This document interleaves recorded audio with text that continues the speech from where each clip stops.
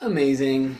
That was another soul song from Eric Deutsch, really from us, and thanks to an amazing client who hired me to turn her natal chart into musical harmony and symbolic scenes that I send over to my dear friend Eric Deutsch, and he creates those solo piano masterpieces of channeled astro harmony.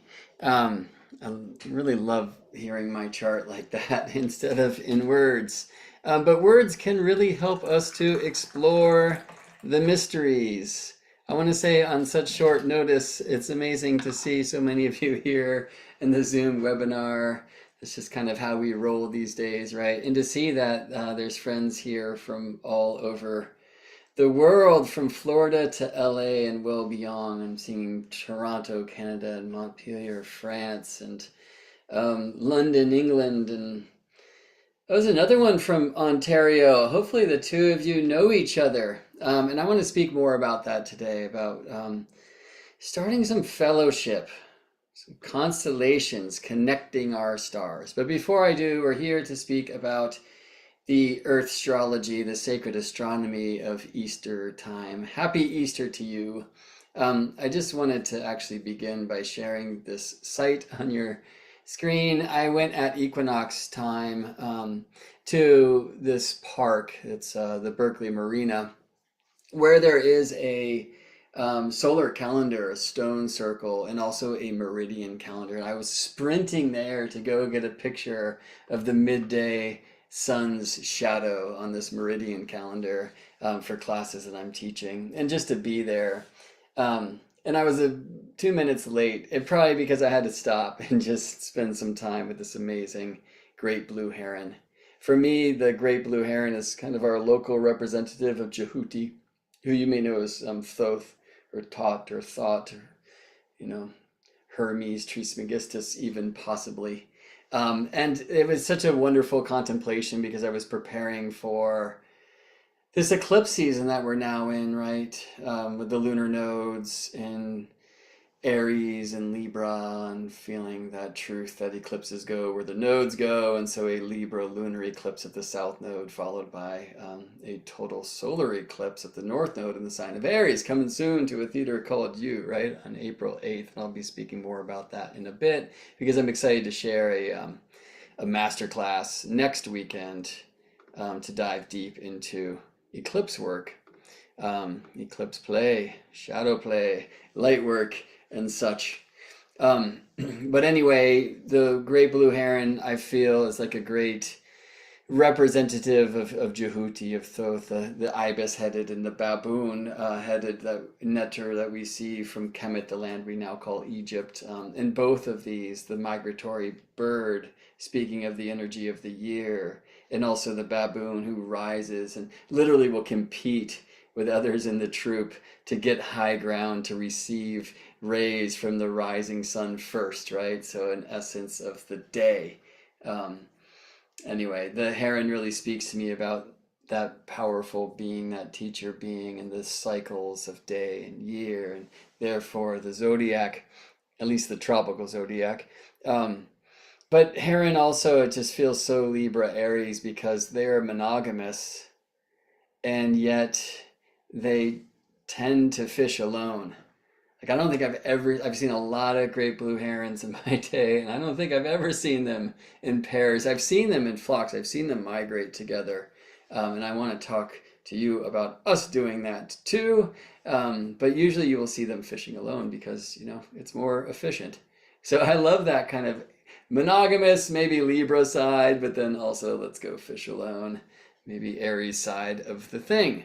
Well, friends, the starry study can be one that feels very isolated and alone, and I think it's necessary for us to have that hermetic stage in our path because it really opens portals of deep self reflection, right, and rapid self growth. But then there's also this call to fellowship. And many of us, like many of we students of the starry mysteries, don't necessarily feel that, right? I mean, it's one nice thing, like many folks will be at like a Easter service right now, right? Or at least like Easter brunch or out doing the Easter egg thing with family and that. And just having that kind of collective, that fellowship, that tribe, that's another really beautiful and important part of the mystical journey. It's important that we don't get stuck in the hermetic stage for life, because it's, again, very important to have that time of self-reflection. But when we can self-reflect in tribe, in community, in crew, it's a necessary thing for us to do. And I'm hoping that we can set some intentions here at East, or to maybe practice more and participate more in fellowship. So I'm so honored to have so many folks here. Now I'm seeing Australia in the house, and up the road, and Grass Valley, and down the road, and San Jose, and names, amazing folks from all over the place, all over the globe. I see a couple of Southern Hemisphere friends here too, which might yeah, help us stay honest. I'm going to speak today a bit about the directional nature of Easter time, and the directional nature of the tropical zodiac, as I do. And so if you follow my work, some of these things you will have seen before. They're consistently getting polished and recreated. But before I dive in, I just want to check in with chat. What are some reasons, just astronomically, that we might associate this time of the year with resurrection? And I'm expecting to see quick response to that one, because there's something that we're often taught, and that totally makes sense. And I'm guessing you catch it too. So spring, but what is spring? And actually, why do we call it spring? So we see the growth of light, new beginning, northern hemisphere increasing light. It says southern hemisphere, friend. Appreciate that. The sun has risen. I'm thinking that might say risen. Spring growth, Aries season, the start of the lunar year, says one. Interesting. I'm not sure any lunar calendar traditions that treat this particular time as the beginning of the year. There was one. There was like the kind of before the Julian calendar that I'm aware of, and I'm sure there's others too. So rebirth, ascension, coming out of winter. All right. So I mean, we see a lot, right? But I mean, generally speaking, the idea of resurrection, if indeed this has anything to do with the sacred astronomy, it would seem to be a rather northern hemisphere-ish kind of thing, right? Because we're talking about the overcoming of darkness by light. Yeah, I just want to check in some YouTube comments as well. We see trees budding in this. Yeah, so I mean, we definitely have seasonal experience, right? And importantly, this has so much to do with where you are on Earth. I was out for a wonderful walk with the pup yesterday, just really noticing like which of the flowers are already fully flowering, which ones are just starting to bud, really trying to notice like the state of the thing. I'm doing a project right now, I'll share more about this in a bit, of different kind of Deccan walk, where every 10 days I'm really checking in with the sky, clouds allowing at specific times, so I can see how the sky shifts throughout the course of the year. And mine is the school of Earthstrology, right? The most important planet is right here beneath our feet. So checking in with Earth first is so important. And where we get Easter traditions from, born of this resurrection that happened in Jerusalem, right? This is a northern hemisphere thing, and if it has anything to do with the sacred astronomy or the Earthstrology, at least locally, it sure would seem to do this has to do with spring equinox, right? And of course, spring, first of all, in the northern hemisphere now, we will rapidly see the midday sun just springing up to its summer solstice height. So spring isn't only for flowers, it's also for the light. And of course, this means as the sun gains altitude, as it's literally coming closer to those of us in the northern hemisphere, the closest place that the sun can journey to for the northern hemisphere observers is the Tropic of Cancer, which is the sun's northern bound, right? So as the sun's getting closer to us, it appears to climb higher in the sky. Well, it does, and so days grow longer and longer and longer. And spring equinox time is when, or vernal equinox time, is when the light overcomes the night, when days grow longer than nighttime, right? But that's a very northern hemispheric thing today to say, and so today I want to show you a global key of Earthstrology that helps us understand the sacred astronomical of Easter. All right, so let me dive into some pretty pictures. I want to offer just this short warning. I think we'll make it there, but I need to take a break at 11:07 to show you something because I've elected that time. All right, so buttons. All right, here we go. Welcome to the School of Earthstrology. What is the sacred astronomy about the bunny? And I love this image, right, of the white rabbit who's got somewhere to be and shows us the mystery is about time. But time and space are inseparable bedmates. We're looking at equinox. Is it Aries equinox or Libra equinox? Is it west equinox or east equinox? It's hard to say, but I can tell you for sure that the terminator, the line of shadow that separates the day from the night side of Earth, only aligns to Gaia's spine, the sword of our stone, the world tree, Earth's rotational axis, twice a year, and it's at equinox time. And certainly Easter is an equinox holy day. The world tree, right? We're in our day and age, we're very fortunate to have a star at the top of that tree, or at least at the northern top, called Polaris, pole star, right? So as we spin here as Earthlings on a spinning planet, Earth, we notice that daily motion of our planet, which brings us such hits as day and night, by watching the spinning sky. And in our day and age, we have a star that's aligned to the North Pole, right, where Earth's North Pole points. And so we can witness at night if we are standing north of the equator and clouds allow this star about which all the other stars spin. There's a point in the southern hemisphere as well, the South Celestial Pole, about which all the stars spin. And in other times of the great ages, throughout the time of precession, the southern hemisphere has a south star and the northern hemisphere does not have a north star. We're not in a time like that. And the image on your screen is not a time where typically folks string lights on trees, right? Let's go to that time. This is the time when the northern pole, Santa's place, is leaning far away from the light at its extreme, which is like 23.5 degrees. At least in our day and age, we teach that as the tilt angle. Yes? So here we have maximum darkness, or the longest nights in the northern hemisphere, and maximum light, or the longest days in the southern hemisphere. And of course, in astrology, or at least in Earthstrology, we call this the sun ingressing tropical Capricorn. When the sun moves into tropical Capricorn, the sun shines directly above the Tropic of Capricorn.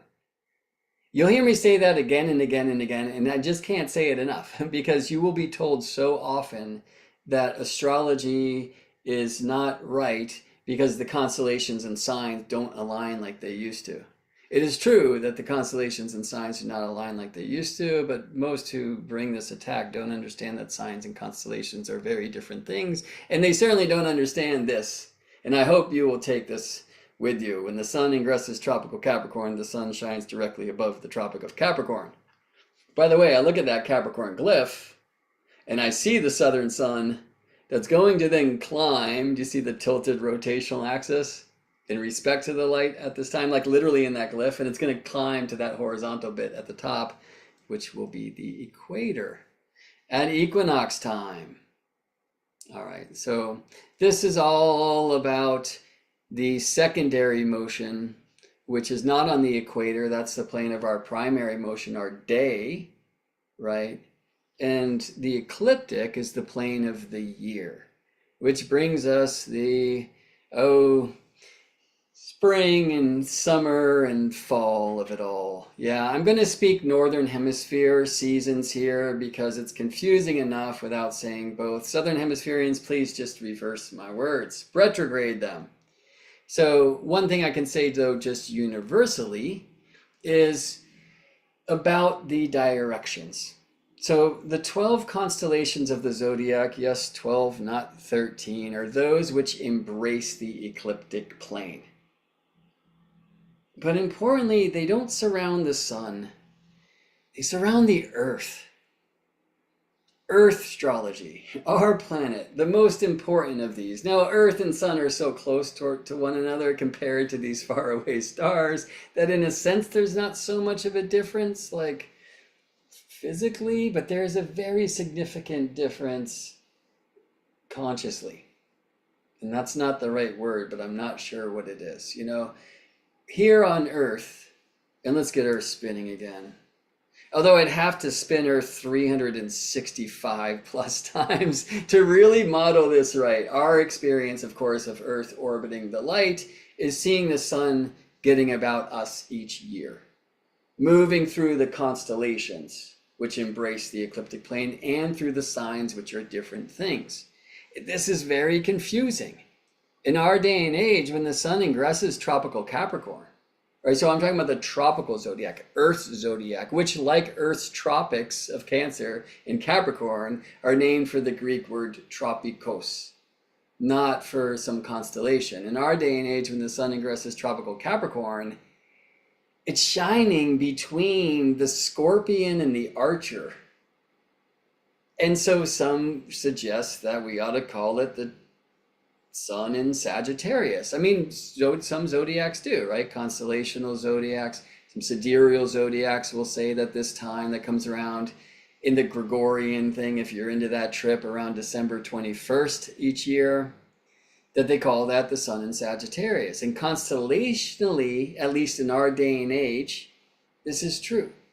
But what they are missing is that when the sun ingresses tropical Capricorn, the sun shines directly above the Tropic of Capricorn, which is the southern extreme of the sun's journey. It is the southern bounds of the zodiac. When you hear this term that a planet is out of bounds, it means it is either south of the Tropic of Capricorn or north of the Tropic of Cancer, places where the sun couldn't even dream to go because those are the bounds of the sun's travel. And the reason why we say tropics is for the Greek tropikos, which means turn around, because at solstice time, which means the sun stops in Latin, the sun stops, in this case, having moved south for 6 months, it will stop, turn around, and then move north for 6 months. Right, so the Tropic of Capricorn, 23.5-ish degrees south of Earth's equator, because that's our current tilt angle. That changes with another long astronomical cycle called nutation. But in our day and age, it's really 23.4, but if you say that, you have to honor that 66.6 in the other direction, which nobody wants to talk about. Just kind of cold or really hot. I guess it's actually cold because 66.6 degrees north and south are the latitudes of the Arctic circles. Anyway, let's stay with the 23.5. It's fun and it's going to pop back up when we talk about straight cycles of moon and sun. The tropics are 23.5 degrees of declination. That means they're that far from the equator because the plane of our day, the equator, is tilted from the plane of our year, the ecliptic, by this angle. Yeah? All right, so the Tropic of Capricorn, the southern bounds. We're going to watch the sun quickly, as seen from Earth, move through tropical Capricorn, Aquarius, and Pisces here. Here comes the light, and now equinox time. Spring equinox for the northern hemisphere, and so again, this resurrection where now light overcomes darkness, days are longer than nights. But of course, we know the opposite is true for friends who live south of the equator. But what is true for all of us at this time? The sun shines directly above Earth's equator.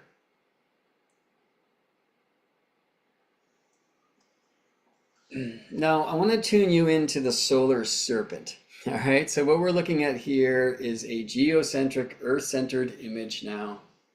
The equator is aligned to the page, if you will. It's in blue, which I like to use for the cross, or the circle of matter.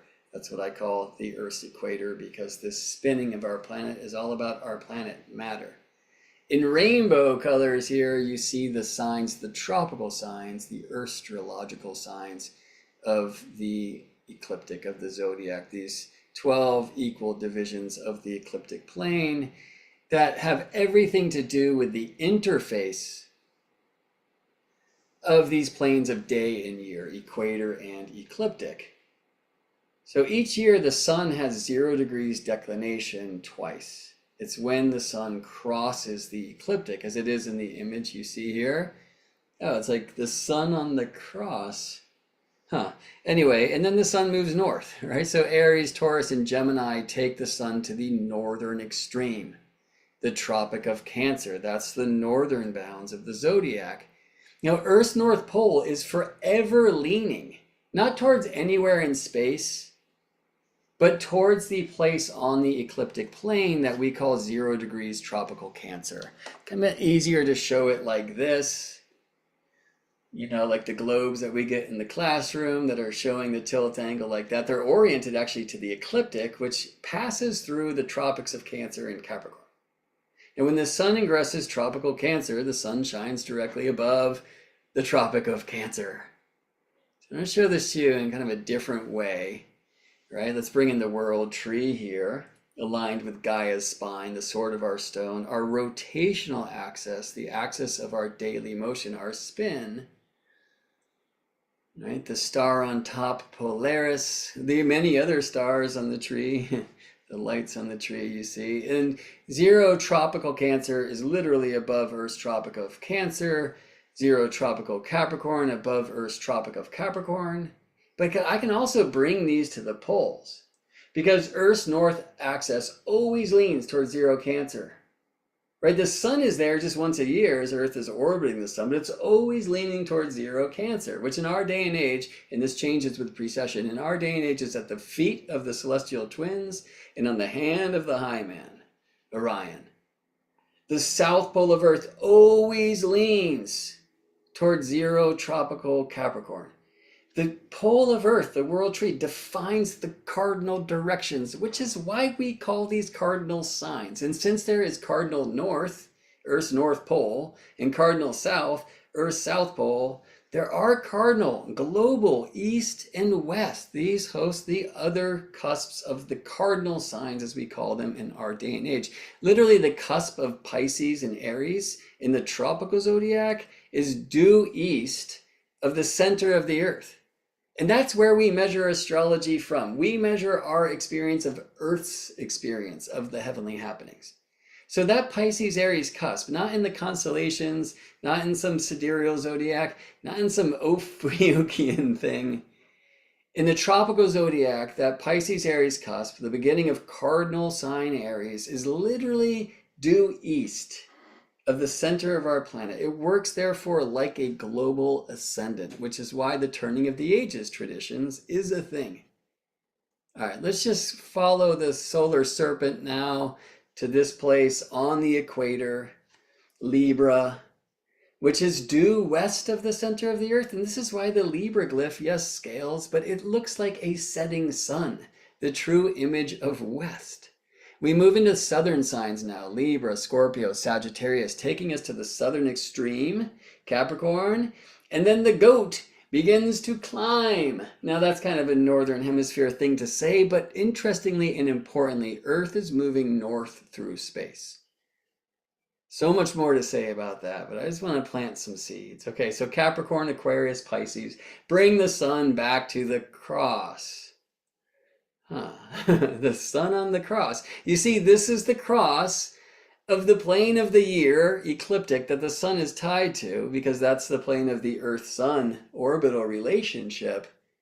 The cross of the plane of the year, ecliptic, and the plane of the day, equator, the place where the sun norths across the equator. This is the sun on the cross east of the earth. So when we look at like bunnies laying eggs, which they fucking don't, right? I'm sure you've riddled that one. We go back to older traditions of fertility, which very much is also kind of a northern hemisphere expression of this time of year. It's the rites of spring, right? And the center point of this season brings the cross-quarter holiday of Beltane, right? That's a kind of northern hemisphere trip, yes? And so we paint eggs, you know? And this, by the way, is predated by the northern hemisphere traditions like Wester. And speaking of the goddess Esther, right? Who is literally the dawn. Where does the dawn happen? In the west? No, in the east. Easter, which, you know, happened because of a crucifixion, the sun on the cross, at Passover, when the sun is passing over the equator. So this tradition as well, right? I'm sure you know the tale. This is the blood of the lamb being painted on the doorway, the portal. I believe this is very much about the sacred astronomy of Easter, meaning not like the time of the resurrection of some person, although I'm sure the sun could incarnate here in any way it wants. But I'm talking about the resurrection of the sun. That's a northern hemisphere thing, but what is definitely true for all of us is at this time the sun is on the cross because it is passing over this point that is east of us, and this is the point identified by ram. Why? Not because the Aries stars look like a ram, they don't. Because the eastern sky rises like the horns of the ram. Stars that rise south of east head to the south. Stars that rise north of east head to the north. And in every moment there's this eternal fountain of youth. The ram's horn rise of the eastern sky that, like the horns of the ram, hooks back around to set in the west. This is why so many traditions that predate the ram in the zodiac, and by the way, in the Mula Pin in the old Babylonian zodiac, there was no ram. It was the hireling, right? Who tended to the sheep, but they did many other things as well. This is a very different tradition from Kemet, the land we now call Egypt, rams. And the sun, Ra, why? This is a picture I took when in Washington, D.C. a couple of weeks ago. It is surrounded, this beautiful sun on the floor of the Library of Congress, by the tropical zodiac. And I know it's the tropical zodiac because it's directionally aligned. That west point at the top of your screen points to the cusp of Virgo and Libra. Tropical, directional. That floor taught me the directional zodiac. But this sun has so much to say because while it is very much about 4s and 8s and 16s and 32s and 48s actually, right? It also has 19 circles in that beautiful serpent that you see there. And the 19 relate the sun and the moon, the cycles of gold and silver. This is employed in the Hebrew calendar today, but it goes back to the Akkadian, to the Babylonian. Basically, any luni-solar calendar that's keeping its months timed to the phases of the moon will have 12 months a year, but the issue is 12 months of 29.5 days, which is the average time from new moon to new moon, equals only 354 days. So you're short of the year by 11 days. And if you want to align to the seasons because you like things like, I don't know, food and survival, so you have to throw in an intercalary month about every 3 years. But you can see I've crossed that out down in the lower right of this image because it's not every 3 years. It's over the course of 19 years. You have 7 leap months. There are 12 years of 12 lunations, 12 months, 7 years of 13 lunations.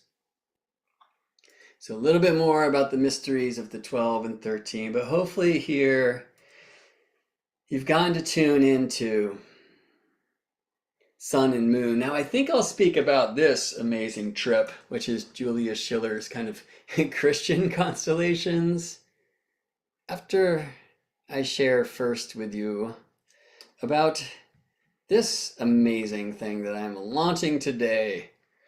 And it might not be why you're here, but it's one of the major reasons why I'm here. Now, by the way, if you want to get to this place yourself, you type in geminibrett.com/constellations.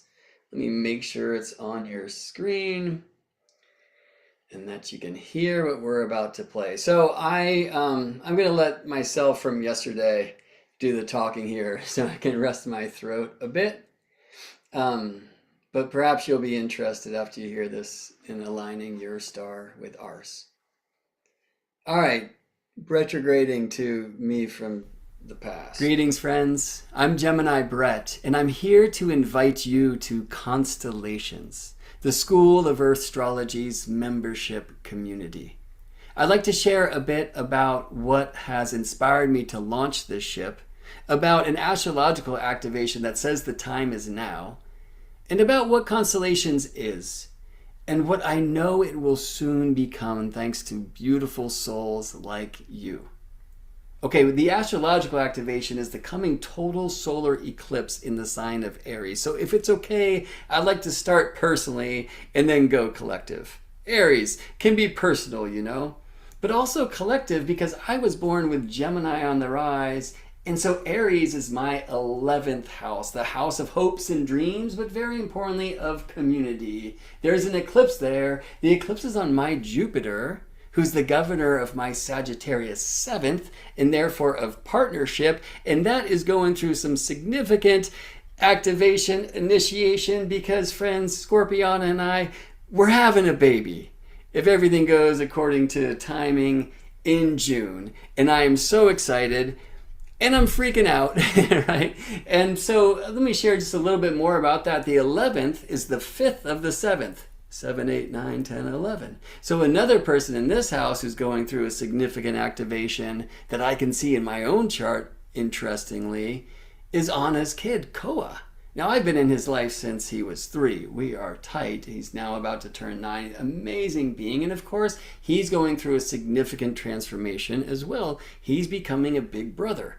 I can see it in his chart, but amazingly, I can see it in my own. And that's one of the things that just makes me love astrology so much.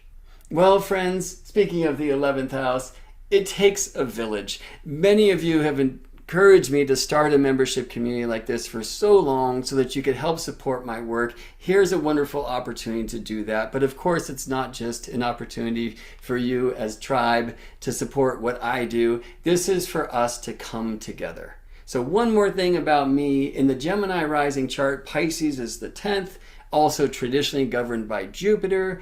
Jupiter in the 11th is the governor of the 10th whole sign, and I'm inspired to activate or even initiate or start communities to explore the mysteries. So here we go. Not my first time, but the first time in this way. Now let me get more collective. Why have I been inspired to start Constellations? Because I can't tell you how often I hear from fantastic folks that they feel all alone. They've been called to this strange mystical awakening. I like to call it the awakening. They're no longer like their friends. Maybe they were never like their family in the first place, but they've gotten even further estranged because they caught the bug. They're into the starry science. They can't get enough. Maybe they're blessed enough to have a spouse or some kids who can at least entertain this crazy stuff that they can't get enough of. Maybe they are privileged enough to have the opportunity to go to an astrological conference or other meetups. But for the most part, we're connecting with people in like the chat in an online class, and we just feel so alone. Now, look, from what I can tell, there is a universal experience for those who have been drawn to mysticism that does look like Hermeticism, a hermetic period where we are alone in our strange magician's tower dealing with our weird new books, because that time in isolation encourages self-reflection And my friends, astrology is not a way out, it is a way in. And the art of the chart starts in the heart. And that self-reflection, of course, initiates significant self-growth. But that growth becomes amazingly expanded when we come together with fellows of like mind, heart, and soul, when we have fellowship. And that's why constellations.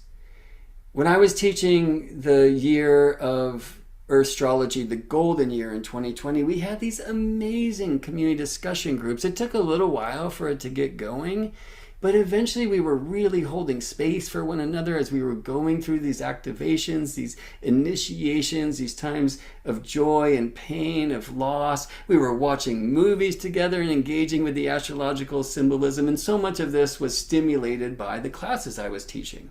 So here in Constellations, like what it is now, is I will teach a monthly class. I have proposed topics for this year based upon heavenly happenings at the time, but they're proposed because I want to allow myself to improvise and go with the flow, and also to be inspired by what you want to learn. And also, I want to be inspired by you. I'm going to teach a monthly thing, but we will also have monthly community discussion groups, one a month that I will lead, but others that will be led by other folks like Carolyn Link, who's been helping me launch this ship, maybe by Scorpiana, maybe by you. If there's a particular subject that you're fascinated by, or if I teach something that you want to take further, we're going to start little circles, which we can do within the community, where now you're in charge to go do that together, to apply the technique to 1,000,000 charts or 50 and see how it works and bring back the news, present to us.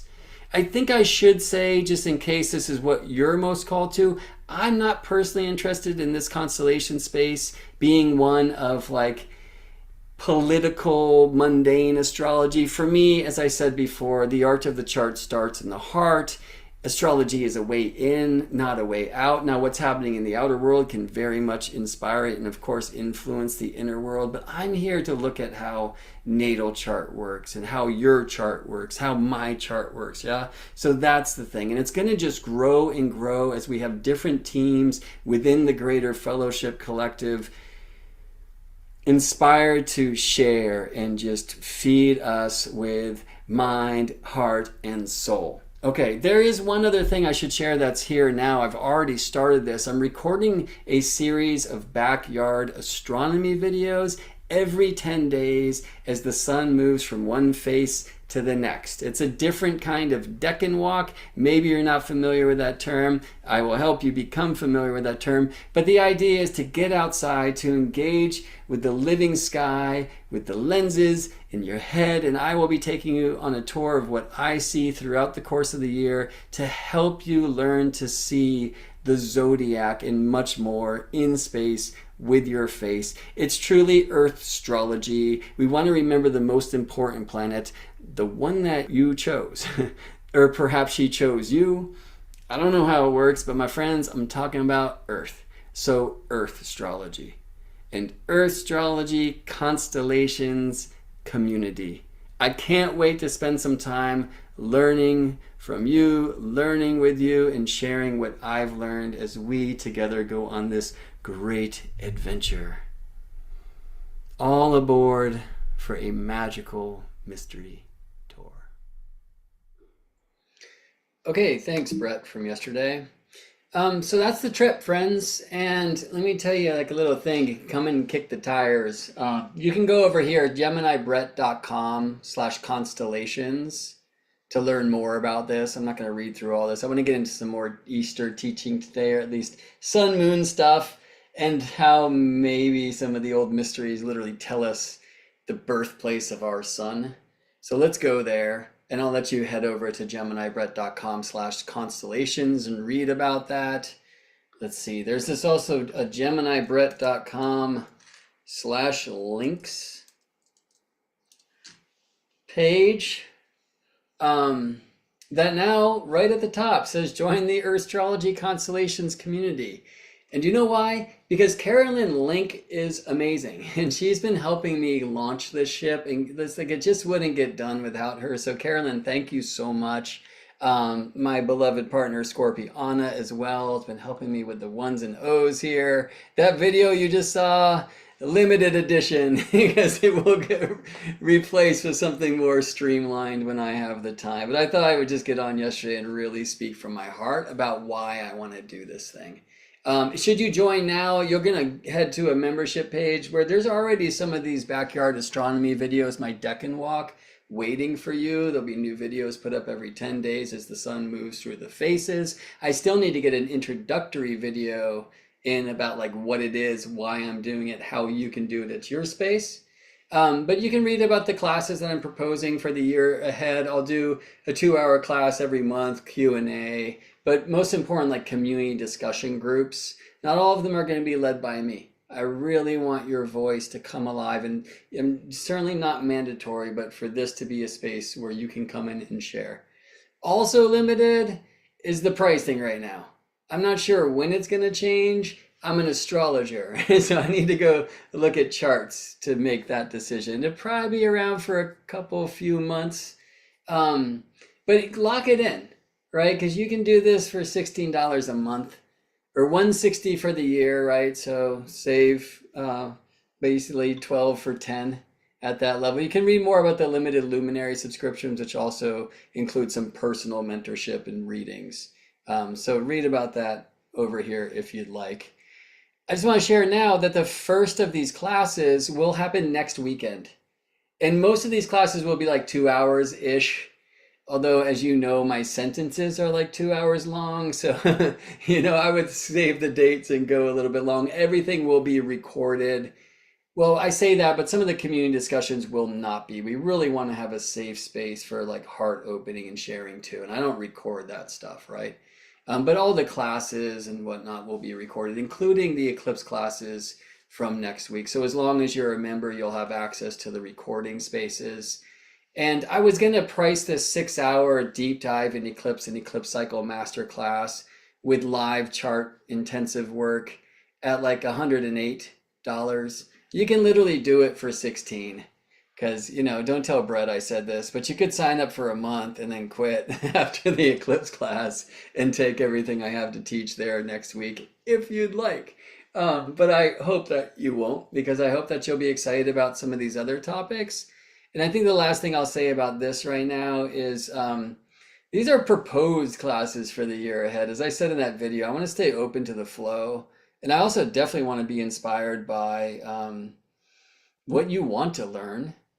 And I also want to be inspired by what you want to teach. So a really cool thing about the platform where this is happening is we can have these different circles. Like we can have different teams, and you can go join like the declination research group, and you can go join the, how does this thing affect actors group or whatever, like we're just going to find things that we're interested in, just open up different bubbles of exploration. I'm stoked about it. And let me just say, if you have any questions about it, I can look at that, or we could talk about it. I want to get out of this like webinar space and head over to a community discussion zone. I'm going to put a link.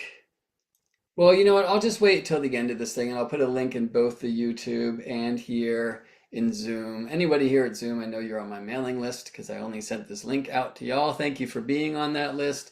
If you're not on it and you'd like to be, geminibrett.com/links will get you there for sure. Cheryl, I just saw you wrote that you joined for the year. Thank you. Amazing. We have our fourth constellation member because there's me and Scorpiana and Carolyn Link already in there.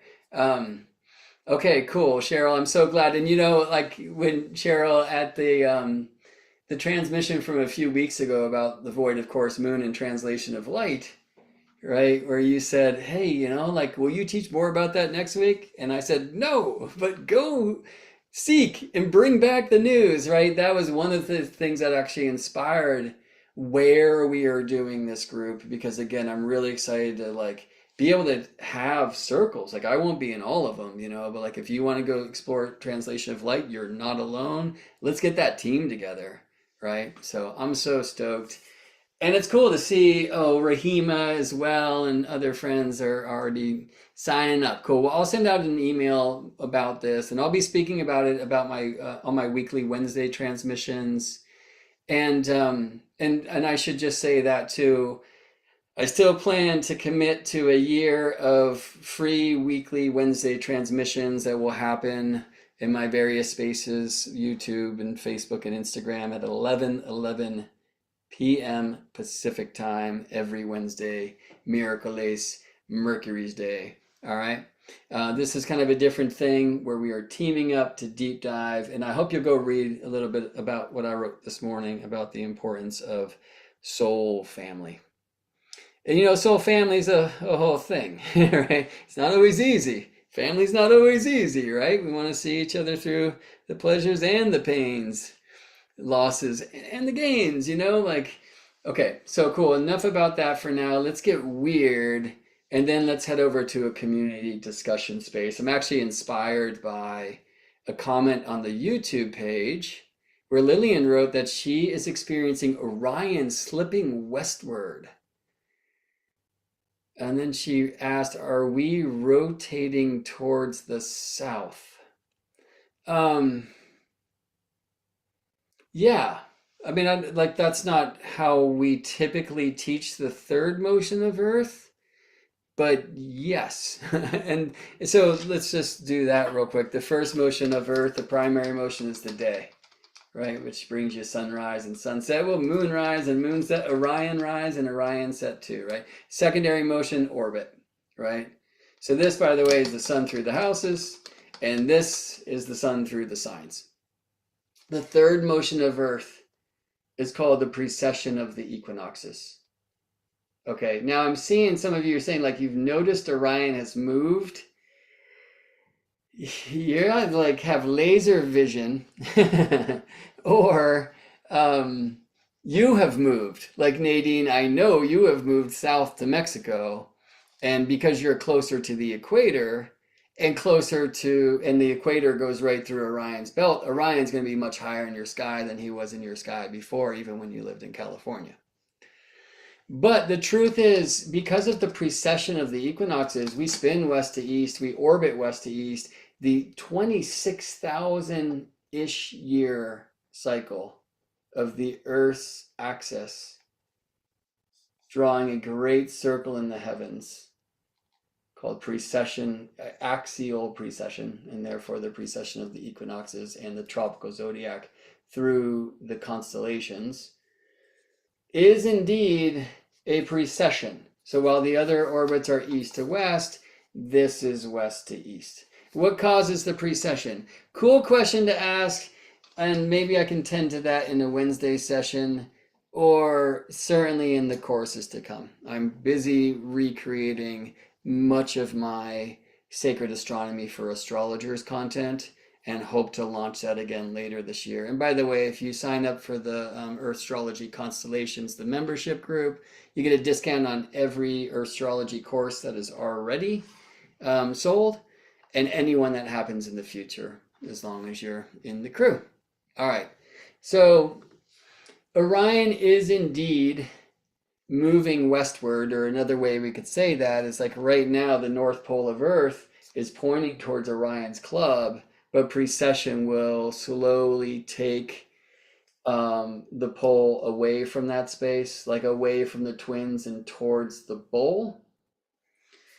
Actually, so no, Orion's moving because of precession. Orion is moving eastward in the zodiac. All of the constellations precess or move. Wait, hold on. All of the constellations process.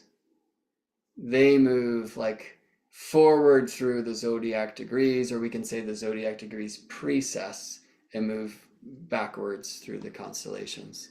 All right, so another time we can dive deep there. Hey, Cheryl, thanks for sharing that link for folks to sign up. I'll do that at the YouTube page too. The easy link is geminibrett.com/constellations. just easier to remember and all those things. So let me put that in the YouTube chat right now. That should be linkable, and I'll put it in the Zoom chat right now. In just a bit, I will put a link to head over to a Zoom meeting where we can have some discussion. But let me show you another fun thing. This popped up today as I was looking for old Easter astronomy slides, because I really wanted to find a slide about Schiller's constellational map when he dusted the pagan off of the sky, or attempted to. So let me share this. This is from a presentation. I'm not exactly sure when, although this image could tell me. What are we seeing here? And the answer is the twins, who, by the way, like this space right here, this is where zero Cancer is in our day and age, right at the foot of the twins here. That's where the north axis of the Earth is leaning. It's the point of the zodiac or the ecliptic that is closest to the North Star in our day and age, and that changes with axial precession. This is not a, well, that's Elnath, that is a star, but the two below are Venus and Mercury. Trying to remember when this was. I took my favorite photo, like, well, one of my favorite photos ever just before. But let me show you a little bit about this place. I'm also sharing this, by the way, in this very different kind of deck and walk in the backyard astronomy videos I'm recording for the Earthstrology Constellations membership group. This is in our day and age where 0 degrees tropical Cancer is. As you can see, it's not constellational Cancer. The crab is off the screen. This is the Tropic of Cancer. This is where the ecliptic is furthest north of the equator. 23.5 degrees north of the equator, the tilt axis. All right, just simple, beautiful, elegant, tropical astronomy. And I know, by the way, it doesn't sound simple at first, so I hesitate to use that word. But once you catch this, it's like, oh, that is so beautiful. And it's so Earth. All right, anyway, there's also two places in the heavens where the ecliptic intersects not the equator, those are the equinox points, 0 Aries and 0 Libra, but rather where the ecliptic intersects the Milky Way band. Right? The truth is, like, every star you see in your sky is in the Milky Way. With your naked eye, you can see the Andromeda galaxy, which is not, right? But everything else, it's like part of Milky Way. But there is, as you know, the concentrated Milky Way band. Most concentrated at galactic center, which is opposite the place that we're looking at. We're literally looking at galactic anti-center, the astronomers call it. My first teacher, Daniel Jamario, prefers to call this the galactic edge. Just much of a less anti-oriented word than that, you know? The truth is, all of the Milky Way band besides galactic center is the galactic edge, but this is the fast way if you want to look towards intergalactic space.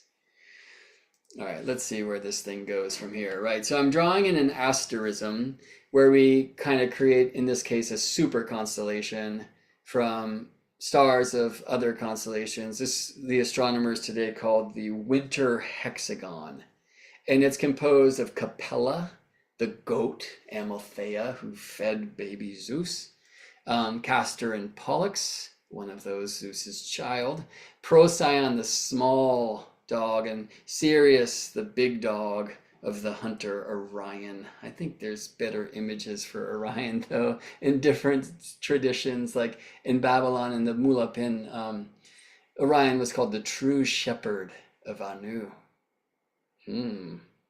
Anyway, Aldebaran, the eye of the bull, one of the 4 royal stars, completes this great hexagon of stars that astronomers today call the winter hexagon. In a very different tradition, from the Lakota star knowledge tradition, Lakota, Dakota, Nakota, these stars, except instead of Aldebaran, the Pleiades, form the great racetrack, or the sacred hoop. All right. Now, as above, so below, this sacred hoop of stars is also on the Earth. So what some these days call Devil's Tower, in Wyoming, which is just a terrible name, was by the Lakota known as the Bear's Den on Earth. And the Bear's Den in the heavens is the celestial twins, right? So Castor and Pollux, right? They belong to the Bear's Den. Anyway, the Lakota tell us that our souls come from this place, this sacred hoop. And that when we die, we will head back through that space to be purified. It's the Inipi, the sweat lodge in the sky. And then we walk the spirit road, which is the Milky Way, to some place that sets in the southwest. Now, they are not the only ones that speak of this zone of the heavens as some origin place. It's said that, if you are privileged enough to be mummified, that the process is 70 days. And it's because at the latitudes of Kemet, the land we now call Egypt, at least back then, Sirius would disappear under the beams of the sun for 70 days. Sirius was a star that a stellar calendar was aligned to, called the Sothic calendar, at least by the Greeks. But Sirius also is the beautiful star that follows Orion through the sky. Now I'm showing you this Holy Trinity, one of the Trinities from Kemet, that is Osiris, Isis, and their child from Immaculate Conception, known as Horus or Heru. So Asur, Aset, and Heru are like older names, or Osiris, Isis, and Horus, as they were known to the Greeks, who give us these stories about Orion being murdered by his brother Set, cut into 14 pieces that were then spread about the land, and that Isis and Nephthys, her sister, and Anubis and Jehuti and others went to go find these pieces so they could put Osiris back together and bring him back to life, as Isis had when he was murdered by Set at a previous time. So they found 13 pieces and consecrated great temples there, but one piece was not to be found, and this was an important piece if the king wanted to have an heir. So Isis chose not to bring him back to life without this important piece. Jehuti instead made a substitute. He created this magical golden phallus for the mummy. And Isis, it said, turned herself into a falcon and flew above this, and becoming miraculously impregnated. Osiris then went through the duat and would become the stars in the heavens that you and I, for the most part, know as Orion. And her child was born Horus, the Avenger, the hawk-headed one, who defeats his uncle Set every day at sunrise, but then is defeated every day at sunset, which we call sunset because of Uncle Set, who is about the darkness, right? Sun sets and night begins. But I share this because, very importantly, there was no denying that the child, this miracle child of Osiris and Isis, is the sun, like the sun in our sky, right? Not just the son of these divine twins. And so this place that we call Orion's sword, which is not Orion's belt stars, beneath Orion's belt, you'll see three much dimmer stars. Orion's sword, importantly, one of them is not a star at all. In Orion's sword, which would be the golden phallus of Osiris, we have this amazing womb, like literally. I mean, you have that image as well, don't you? This is the Orion Nebula. Messier object number 42. Probably why the Hitchhiker's Guide told us that 42 is the answer to everything. This is the closest birthplace of stars to Earth, and I am sure it is where our star, the one we call Christ, the one we call the sun, was born. These stories tell us this, and they're not alone. In the Mayan tradition, the three stars that I've connected with that golden triangle on the lower left of your screen are called the hearthstones. They are the easternmost belt star of Orion, Mintaka, and then Orion's 2 feet, Saiph and Rigel. And they are the hearthstones in the heavens because they surround the smoke of creation. So the Dakota people tell us we come from this place. This Egyptian story tells us the sun was born in this place. Sirius, by the way, the brightest and most amazing star in our sky, is the Isis star.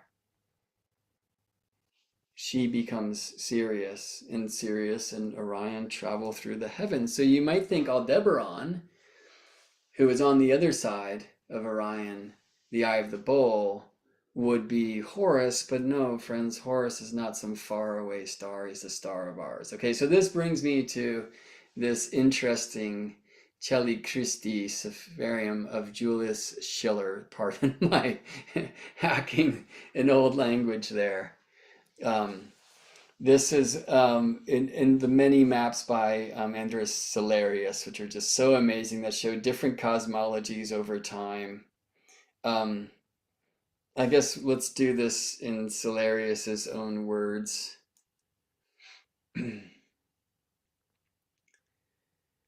Julius Schiller's, whose monumental star atlas, the Colum Stellum Christium, replaces all the traditional names of the constellations with Christian ones. The names of constellations in the northern hemisphere are inspired by the New Testament and early history of the church. Aries is now St. Peter, for example. The corona borealis is Christ's crown of thorns instead of Ariadne's crown. Cassiopeia is Mary Magdalene.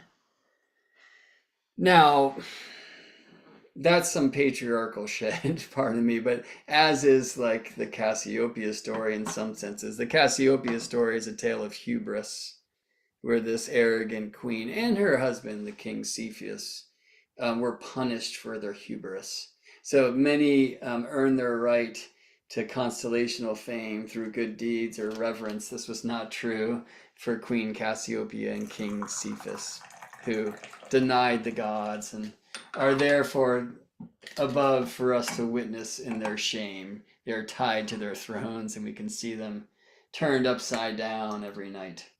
And so it's not really an honor for Schiller to repurpose Cassiopeia as Mary Magdalene here. It kind of tells you more of what the church, at least at that time, taught about Magdalene. I don't think much has changed there. Just watch Jesus Christ Superstar. Anyway, I'll say importantly, there were 3 Marys at the crucifixion, but let's go on here. And we will read that the planets of the solar system also have new names. Saturn is Adam. Jupiter is Moses. The sun is Jesus Christ. The Earth's moon, the Virgin Mary. This is 1627.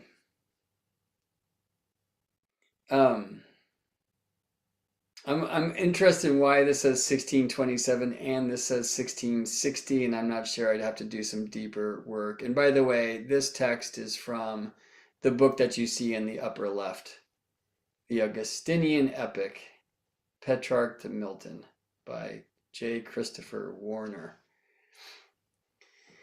Why am I showing Orion in the upper right? I'm sorry, Saint Joseph, because in this map, they make Saint Joseph, they substitute Orion with Saint Joseph.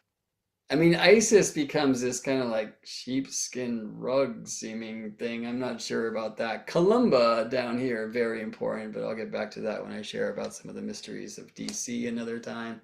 But why would Orion be Saint Joseph? Maybe because the sun, who is Jesus Christ, came through an immaculate conception of the mother Mary, here we hear moon, and this has so much to do with my own sun, moon, earth cosmology, but that's a tale for another time. But I'm pretty sure they're telling us that the sun was immaculately conceived through, I don't know, the golden phallus of Osiris. So the three Marys now at the crucifixion, for me, there's an important thing about these three and the 3 days of darkness that you hear about in some stories, including the days between death and resurrection. In this tale of the Son on the cross at Passover time, and I think it relates to moon, because moon disappears from Earth's view for about 3 days each month when she goes under the beams of the sun. So so much more to say about this. I don't think we'll get into the dawning of the age of Aquarius today and the power of the galactic alignment that's shown through the solstice point on the hand of the high man. Where'd y'all go? Here we are. Rahima just watched JCS too. Jesus! I love Jesus Christ Superstar. My band, when we toured back in the day, would watch that on most Sundays. It's kind of the closest I've been to regular church in my life. Well, let's go into kind of community discussion space. I want to say one more thing here. The way that Easter is organized in the calendar is kind of a beautiful connection of three systems, right? One, friends, this is worship of the sun. And I know that's going to get me crossed off the list for some star students. That's okay. I'd rather speak what I've learned to see in space with my face. That doesn't mean I'm right. I feel now that I'm a Christian because I'm a child of the light of this guy. All right, anyway. So, of course, Easter has to be on a Sunday. Day of the sun. Now, the 7 days of the week, in relationship to the seven planetas, this goes back, we believe, to at least the Chaldean astrologers, like back to Babylon. And you can say 7 days a week because that's a quarter of a 28-day month. Well, there's no 28-day astronomical cycle. The phases, moon delivering sunlight to earthly eyes, 29.5 days. There are other lunar cycles, and I'll speak more about this in the eclipse class next week. That are closer to 28 days, but none are 28. Seven's also kind of convenient to divide the year, right? 52 times 7 is 364. So the 52 weeks of the year, which by the way are expressed in the playing cards. 4 suits, 4 seasons, each with 13 weeks. 13 cards. But 364 a year is not, right? And dealing with the sun and the moon cycles to find ways to keep both the seasons and the phases is very challenging. I spoke too quickly about that earlier, but at least there's a seed planting. We can play more with sacred calendar systems down the road. Actually, one thing I intend to do as Earthstrology constellations grow and grow is to create together a calendar that we can work with to help us kind of get off of the Gregorian trip a little bit and learn to speak in space-time code. It's gonna be fun. All right. So it's the Sunday after full moon, after equinox. So full moon, of course, now we're doing phases, sun, moon, and earth. And equinox, earth and sun. Now there's an issue here. It hasn't always been this way, but now they define equinox as March 21st in Rome, Vatican. Instead of using the actual astronomical equinox, which is just so silly because, friends, that's a global moment, and just as much in the southern hemisphere as it is in the northern hemisphere, it is that one moment each year when the heart of the sun is due east of Earth center. Hence, Easter.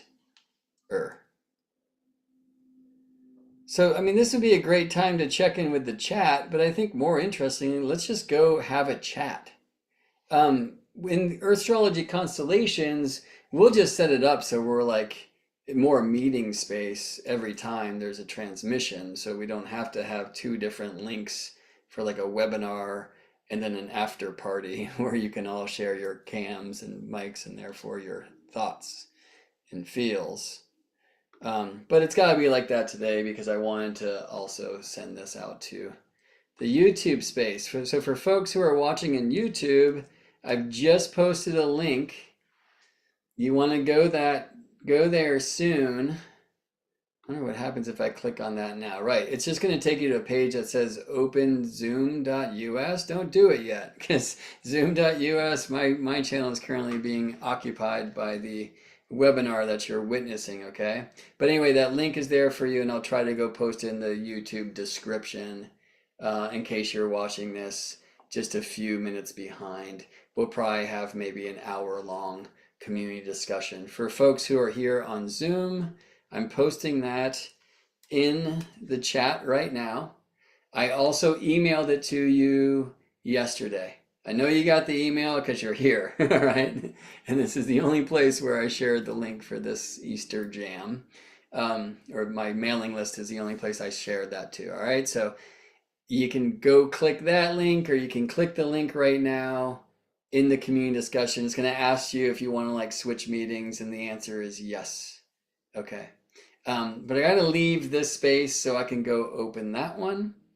Thank you so much for spending some time with me. I'm looking forward to more and more and more. Hopefully I'll get to see some of you live next weekend for the Eclipse and Eclipse Cycles Deep Dive Masterclass. It's going to be 3 hours on Saturday, 9 to 12 Pacific. So that's Saturday, April 6th.